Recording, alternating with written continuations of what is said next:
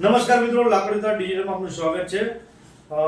એ ગયા અઠવાડિયે કનુભાઈ વિધાનસભામાં મંત્રીશ્રીએ નિવેદન આપ્યું હતું કે માલધારી સમાજના રબારી, ચારણ, ગઢવી આ લોકોને એસટીના દરજ્જામાંથી દૂર કરવામાં આવે એવું મંતવ્ય આપ્યું હતું.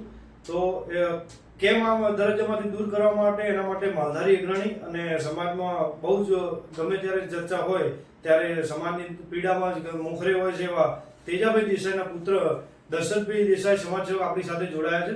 દશરથભાઈ, આપનું સ્વાગત છે લાકડીદારમાં. મંત્રીએ કનુભાઈએ નિવેદન આપ્યું છે કે માલધારી સમાજના જે લોકો છે એમને એસટી શેડ્યુલ ટ્રાઇબમાંથી દૂર કરવામાં આવે. તો માલધારી સમાજ એટલે આમ સમજવાનો વિષય એ છે કે માલધારી સમાજના લોકો શેડ્યુલ કાસ્ટમાં આયા કઈ રીતે એસટીમાં, એ સમજવું છે મારે. અને બીજું એ સમજાવો કે આ કાઢવાનું શું ગણતરી છે આ સરકારને? લાકડિયા આનંદભાઈ કેતનભાઈને શુભેચ્છાઓ, અભિનંદન. હકીકતમાં આઝાદી પછી સરકારોએ જે તે રાજ્યોમાં અલગ અલગ વિસ્તારોમાં સર્વે કરતા એવો અંદાજ આવ્યો કે લોકો બહુ એક પ્રકારનું જસ્ટ લાઈક નીચાણવાળા કોઈ જ્યાં સરકારી સુવિધાઓ પહોંચી ના શકે એવું જીવન જીવતા હતા.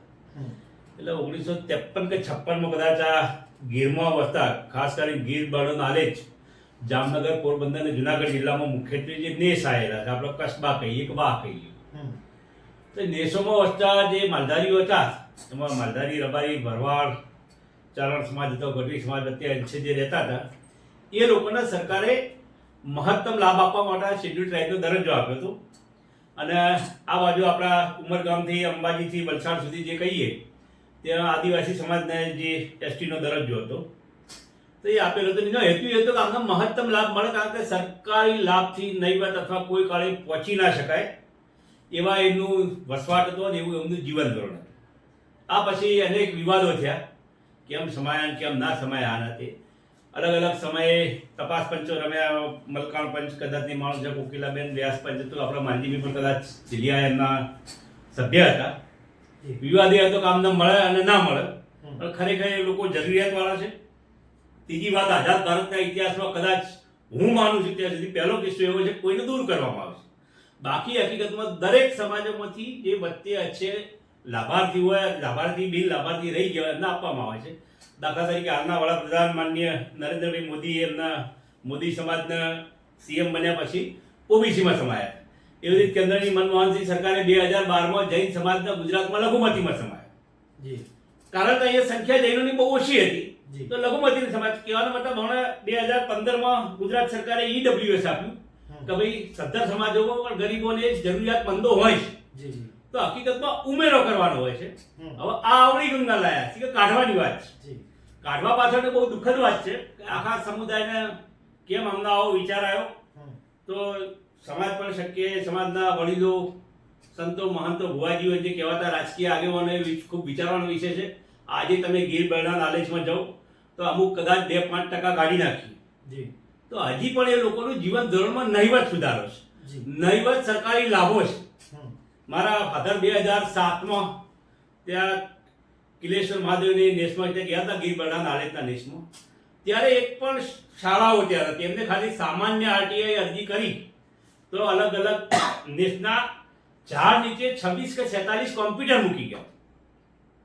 તો કહેવાનો મતલબ એ છે કે એ લોકો સરકારમાંથી એલોટ છે પણ જે ખરેખર લાભાર્થી છે તે લાભ પહોંચ્યો જ નહોતો. ગુજરાત સરકારને કનુભાઈને લાગતા વળગતા સૌને કહેવાનું છે કે તમે સર્વે કરો. અમે સ્વીકારીએ છીએ ક્યાંક કોઈ ખોટા સર્ટી કોકને લીધા છે તો ખોટા લીધા કાઢી નાખો. તમારો સમાજ ક્યારેય ખોટાનો બચાવ કરતો નથી, પણ ખોટાના બચાવવા માટે તમે સાચા જરૂરિયાતોને દૂર કરો એ ક્યાંક ને ક્યાંક અન્યાયી અને દમનકારી પગલું મારી દ્રષ્ટિએ કહી શકાય. કેટલા લાભાર્થી છે અને કેટલા લોકો આમાંથી વંચિત છે આમાં લાભ લેવામાં, એનો આંકડો શું હશે? એનો આંકડો થોડો અભ્યાસ કરીએ તો વિદ્યાપીઠમાં આદિજાતિ નિયમન પંચની સરકારી ઓફિસ બનાવેલી છે, ત્યાંથી મળી શકે. બીજું આપણે 2017-18 એમાં ગીર બળના નાલેજના ઘણા સમાજના ભાઈઓએ 61 દિવસ સુધી ગાંધીનગરમાં સત્યાગ્રહ છાવણી ખાતે ઉપવાસ આંદોલન કર્યું. એ પછી સરકારે ખાતરી આપી કે ભાઈ અમે તમારે જે બી હશે તમારું વ્યક્તિ લાગતું વળગતું કંઈક કરશું. એ સમયે એ વાત સંભળાતી હતી કે 17,000 પરિવારોના લાભથી વંચિત છે. 17,000 પરિવારો, વસ્તી જનસંખ્યા તો ઘણી થાય. સરકારે એના પેરામીટર નક્કી કર્યા કે તમારા મસવાડી પહોંચ હોવી જોઈએ. 1971માં તમારા ફાધરના મા બાપના જન્મનો દાખલો હોય તો કદાચ શહેરમાં રહેનારા ને નહીં હોય ને, સરકારના એસી ચેમ્બરમાં બેસીને કાયદો કરનારાઓને વિનંતી છે કે તમે એક નેસમાં વસતા માણસને જ્યાં ઘણી આજે હમણાં સુધી લાઇટે નથી પહોંચી એની જોડે તમે એમ કહો કે તમારી ત્રીજી પેઢીનો જન્મનો દાખલો લાવો એ ક્યાંક ને ક્યાંક થોડી ખોટી વસ્તુ છે, અયોગ્ય વાત છે. મોદી સાહેબનું પણ નહીં હોય. હા, નહીં હોય ને, બહુ સીધી વાત છે. અને તમે આવા અભણ અશિક્ષિત લોકો માટે આવા કડક નિયમો બનાવો એ આનંદ બહુ દુઃખની વાત છે. અને નવાઈની વાત છે, કાઢવાની વાત છે. આમાં સરકારનો હેતુ ખબર નહીં પડતી કે એમને ખરેખર ગીર બળાના આલેખમાં રિસોર્ટો હોટલો બનાવી બરાબર, કારણ કે માધારીઓ ક્યાંક ને ક્યાંક જળ જંગલ અને કુદરતી સંસાધનોનું રક્ષણ કરી રહ્યા છે બરાબર, તો એ ખૂચે છે કે બીજું ખીચે છે. ત્રીજું જે તે સમાજની વાત હોય તો આપણે ખાસ કરીને વિરોધ કદાચ ક્યાંક જે અવાજ આવે છે એ આદિજાતિ સમાજમાંથી આવે છે. તો આદિજાતિ સમાજના જૂથ લોકો છે, અત્યાર ઘડી એમને તકલીફ નથી. આપણે એમના અધિકારીઓને કહીએ છીએ કે તમે તાર એક એકનું સર્વે કરો, ખોટો લાભાર્થીઓને કાઢી મૂકો, બરતરફ કરો અને કદાચ ખોટી નોકરી લીધી રિકવરી કરો. આપણો સમાજ ખોટાનો ક્યારેય બચાવ કરતો નથી, પણ સાચો દંડાય એ ખોટું છે. સનાતન પણ એવું કહી રહ્યું છે કે નિર્દોષ ના મરવો જો, ભલે ગમે એટલા દોષી છૂટી જાય. તો સરકારને વિનંતી છે કે તમે આખે આખું કાઢી નાખ્યા કરતા ખોટા હોય પારદર્શક રાખો. અને હક 1956 થી મળેલો છે. ગુજરાત સરકારને વિનંતી કે જેટલું આવતું હોય એટલું કરો. અને ઘણા બધા કાયદાઓ કર્યા છે ગાય અને ગૌચરમાં. આજે ગુજરાતમાં ગૌ હત્યા તો છે જ, આપણે જાણીએ છીએ, ગુજરાત સરકારે જાણે છે. ગૌચર ઉપર તમે લેન્ડ ગ્રેબિંગ લગાવો છો, ગૌચરનો કાયદો આવ્યો, કેટલો ટાઈમ થયો, કેટલાને લેન્ડ ગ્રેબિંગ લગાવ્યો, કનુભાઈ અન્ય મંત્રીઓ જણાવો. પણ એ બધી રાજકીય વાતો થશે. આપણો કહેવાનો ભાવાર્થ એ છે તમે ગીરમાં સાચા જરૂરિયાતમંદો જે હોય એમ તો ખરેખર લાભ આ ચાલુ જ રાખવો જોઈએ. તો મારે દર્શકભાઈ આપની પાસે એ સમજવું છે કે સરકારને અને કનુભાઈ ઘણા મંત્રીઓને માલધારી સમાજ ઘણા આત્મા ઘણાની જેમ પૂછતા હોય છે, તો આ બહાર કાઢવાની નીતિ કેમ સરકાર હવે અપનાવે છે? જ્યારે ખરેખર પીડિત છે અને આ લોકોને ખરેખર જરૂરિયાત છે, આવા લોકો છે, તો આપણે આપવાનું કારણ શું, કાઢવાનું કારણ શું? શું હોય શકે, શું હોય શકે, સરકારની મનસા શું? નહીં ગમે પણ કદાચ ખાટલા ખોડ હોય તો પેલા કોકના એક વાંકા આપણા 18 વાંકા જેવું થાય. આપણા કહેવાતા બધા રાજકીય નેતાઓ તમામ પક્ષના સામાજિક કે જાહેર જીવનના આગેવાન બરાબર, ક્યાંક ને ક્યાંક આપણે ઢીલા પડી રહ્યા છે અથવા વાલા દવલાની નીતિ છે. બાકી તમે યાર ઉજ્જળ સમાજના 2015માં ઈડબ્લ્યુએસ આપતા હો અને આમના આખા એક જાતિ સમુદાયને કાઢી નાખવાની વાત કરે, કેટલું યાર છે. કોઈ સરકાર કોઈ સમાજની પાછળ પડી જાય કદાચ પહેલો કિસ્સો છે. આપણા ગાયોમાંથી લગભગ ખતમ કર્યા. દૂધ વગર કોઈને ચાલવાનું નહીં.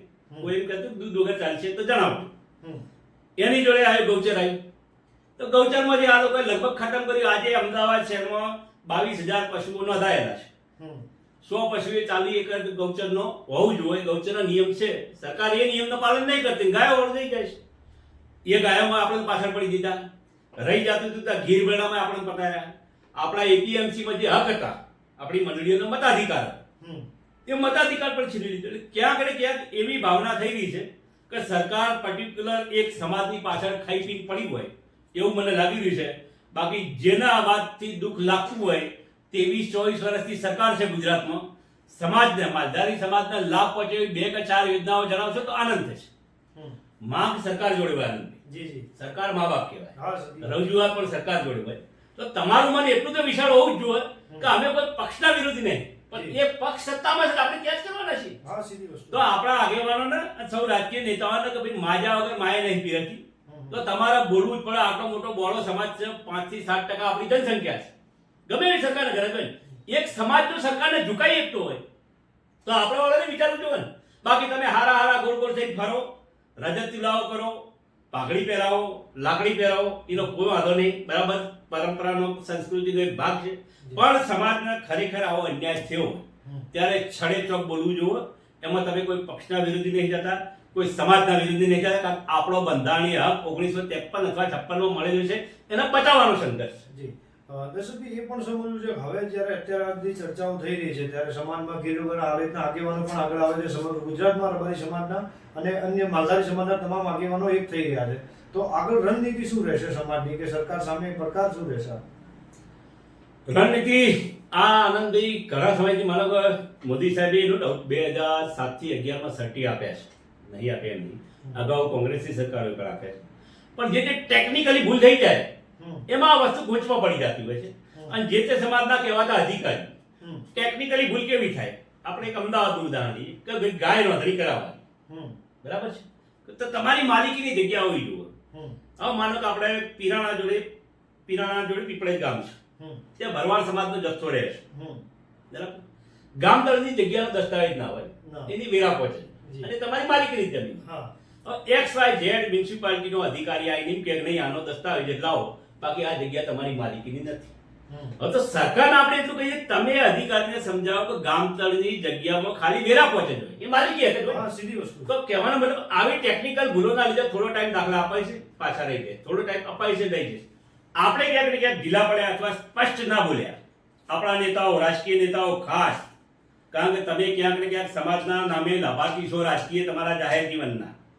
તો આપ સૌને જાણ કરીએ કે તમારી પણ જે કમસે કમ જે કુળમાં જન્મ્યા છે એ થોડી તમારી ફરજ આવે છે. જાહેરમાં બોલો, આમાં કોઈનો અન્યાય નહીં. 1956 થી મળેલું હતું, નવું કશું જ માંગતા નહીં. આપણી કોલોનીઓ તોડી નાખી, આપણી ગાયો લઈ ગયા, આપણા વાળા લઈ ગયા, હવે રહી ગયા તો આ હક, હવે બીજો કોઈ હક બીક લાગે છે કદાચ કોઈ આપણા માલધારીઓને એકાદ હક બાકી છે કે યાર છીની લે છે કોણ. તો ક્યાંક ને ક્યાંક સરકાર, સમાજ એવું માની રહ્યો છે, સમાજનો નાનો વર્ગ, કે સરકાર જાણે ખાઈ પીને ગાય ગોવાળ ખતમ કરવામાં પાછળ પડી હોય એવું મને લાગી રહ્યું છે. આમાં રાજકીય ભાવના લાગતી હોય તો 2 રોટલી વધારે ખાવી, બાકી જે અધિકારોનો આનંદ થયું છે આનંદભાઈ, એ જ વાત છે. નવું ના આપો કઈ નહીં, જે જૂનું છે રહેવા દો, એમાં કઈ ખોટું હોય અયોગ્ય હોય તો તમે ત્યાં 2 ધડા ઘટાડી દો. આપણે ક્યાં વિરોધ છે? અત્યારે જે ગુજરાતમાં આપણે જોઈ રહ્યા છે જે જ્ઞાતિવાદ ચાલી રહ્યો છે, તો આમાં તો આ જે એસટી નો જે મુદ્દો છે એમાં તો માલધારી સમાજ એટલે રબારી, ભરવાડ, ગઢવી, આ તમામ કોમ એક થઈ તો શું માલધારી સમાજ અન્ય આંદોલન કે એવું કંઈ કરી શકે એવી રણનીતિ ખરી? બિલકુલ કરી શકે, કેમ ના કરે. જી, સરકારના મોટા વિચાર છે. બાકી આપણે 5 થી 7% 50 લાખ ઉપરના ખાલી માલધારીઓના વોટ છે. જી, બીજા ગઢવી સમાજ ને ચારણ સમાજને આવતા હોય તો અલગ છે. ઘણી બધી સીટો ઉપર 10,000 થી માંડી અને 40,000 સુધીનું મતદાન છે. 41 કે 43 સીટો સીધા નિર્ણાયક છે. કિંગ નહીં પણ કિંગ મેકર. 25,000 વોટ એ કોમના છે, 22,000 વોટ બી કોમના છે, અને 10-12,000 વોટ માલધારીઓના છે. માલધારી જે ઝૂક્યો એ કિંગ બનશે. તો કિંગ મેકરની ભૂમિકામાં છે. આપણે બધા એવું કરવું પડશે, કદાચ ક્યાંક ને ક્યાંક સમાજને જાગૃત કરીએ અને કઈ એક રાજકીય સબક શીખવાડો. તમે સતત પાછળ પડી જતા હોય અને એટલું તો મને નહીં માનતો, સમાજ પણ ખાસો એવો સત્તાપક્ષ જોડે જોડાયેલો છે, છતાં અન્યાય થાય છે. તો સમાજના જે તે લાગતા વળગતા એ સૌએ વિચારવું જોઈએ કે અન્યાયની સામે તમારા સમાજને સહકાર આપવો જોઈએ. જી, ખૂબ ખૂબ આભાર દર્શકભાઈ. આપણે જે એસટીના મુદ્દા પર ખૂબ સારું સમજાવ્યું અને આપ શું પણ વિડીયોના માધ્યમથી આપનું શું મંતવ્ય છે કમેન્ટ બોક્સમાં જણાવી શકો છો. વધુ માહિતી માટે બન્યા રહો લાકડીદાર. આભાર.